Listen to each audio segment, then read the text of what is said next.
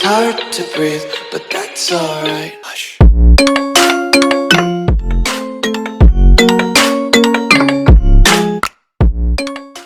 Hello everyone, last lecture में Excel के हमने स्विच विंडो तक देखा था। आज एक ऑप्शन हम पढ़ेंगे इंपॉर्टेंट, वो है मैक्रो। वर्ड में भी हमने देखा था मैक्रो क्या करता है, इसमें भी हम देख लेते हैं। आप चाहें तो मैं वर्ड की लिंक भी दे दूंगा इसके अंदर कि मैक्रो क्या करता है बेसिकली।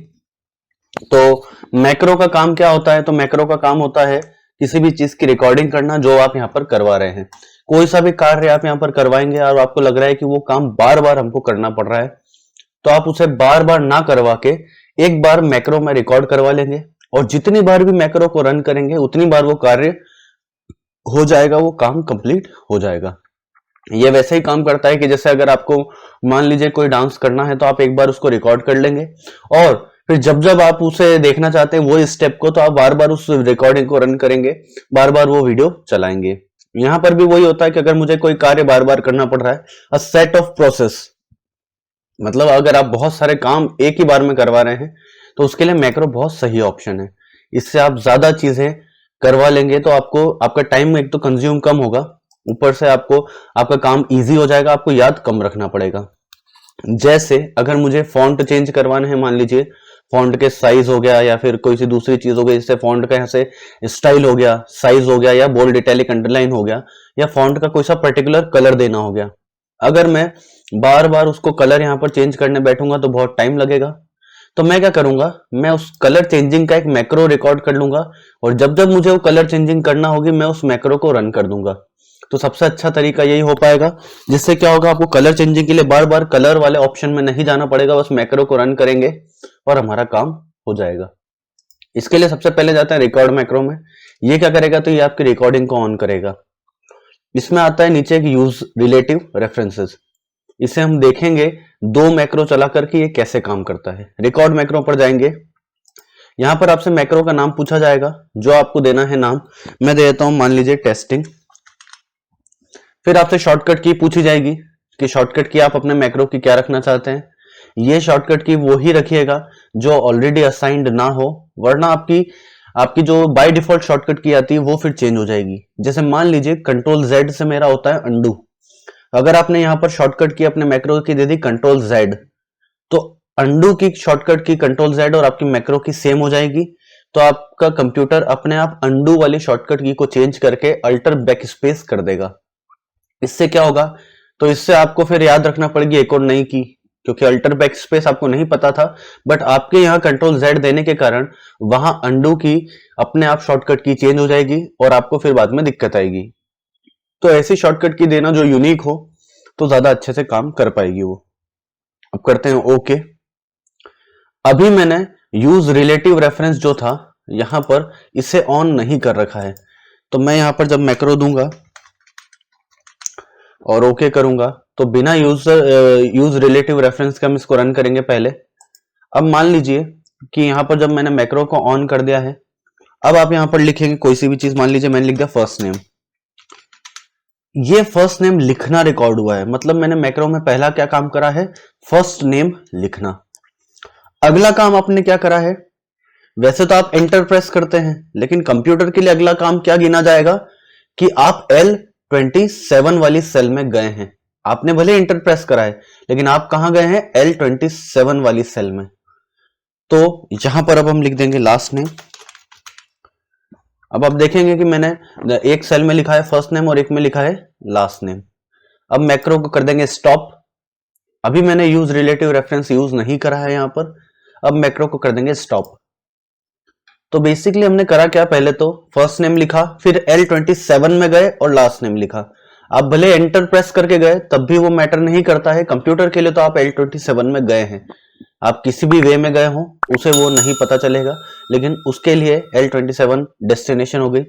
तब हमने मैक्रो में तीन काम करे हैं, दो काम करे बेसिकली, हमने फर्स्ट नेम लिखा है और L27 में गए हैं और मैक्रो को स्टॉप करवा दिया है।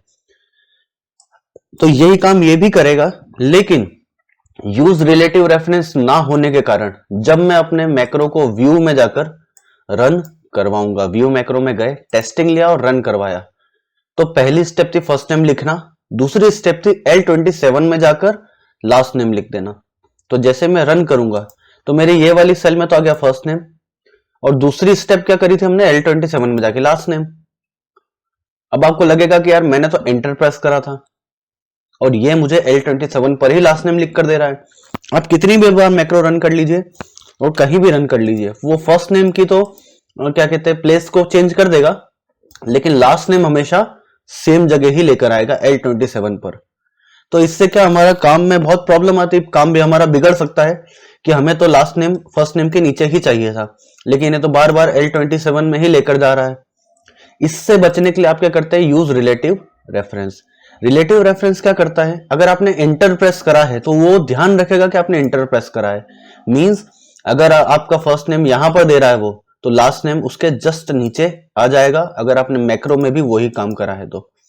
हमने अभी मैक्रो में इसका यूज नहीं करा था, तो हमने फर्स्ट नेम तो यहां लिख दिया था, तो उसके लिए तो उसको कोई सेल में जाने की जरूरत नहीं पड़ी थी, हमने डायरेक्ट लिखा था, तो हमारा मैक्रो स्टार्ट ही लिखने से हुआ था, इसलिए उसने कहीं पर भी हम चला रहे तो फर्स्ट नेम तो वो लिख रहा है। लेकिन लास्ट नेम के लिए उसने क्या सोचा कि हम L27 पर गए हैं, ये नहीं चाहिए, तो आप यूज करेंगे रिलेटिव रेफरेंस। इसको कर देंगे ऑन।